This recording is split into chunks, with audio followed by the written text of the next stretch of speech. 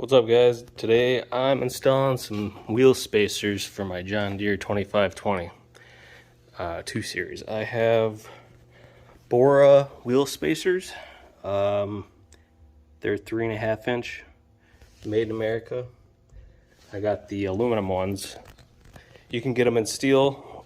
The steel ones are a little more money, and they took a little while longer to get, so I opted for the aluminum ones, so they're a little cheaper. But you just have to be a little more careful with when you're putting in the threads. You don't want to cross thread it. It's easier to cross thread on the aluminum ones, but so far been good.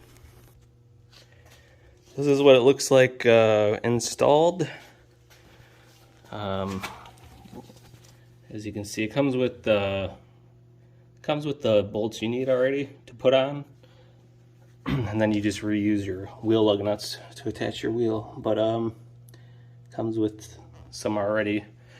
And a little trick, this is what I did. It seemed to work pretty good when you're tightening up your lug nuts for the spacer.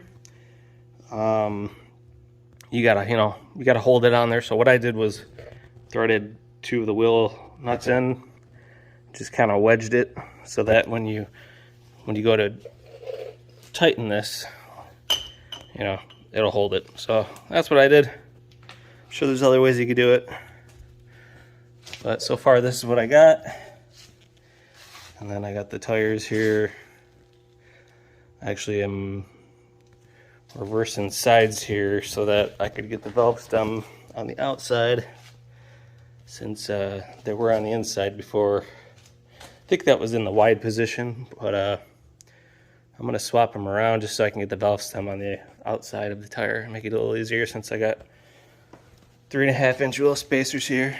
I ordered these. I think it took a good month or 2 for it to actually arrive because of all the shortages going on, but they seem like quality units.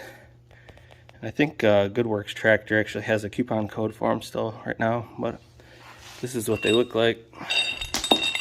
And then these are the little lug nuts it comes with that go in these holes here. What I did was, these are the lug nuts I took off the tractor. I cleaned them up really good on my bench grinder with the wire wheel. That seemed to help.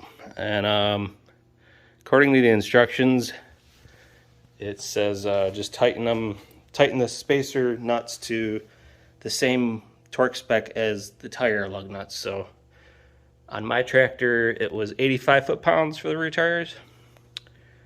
These are 17.5 by 10.5 with R4 tires on them.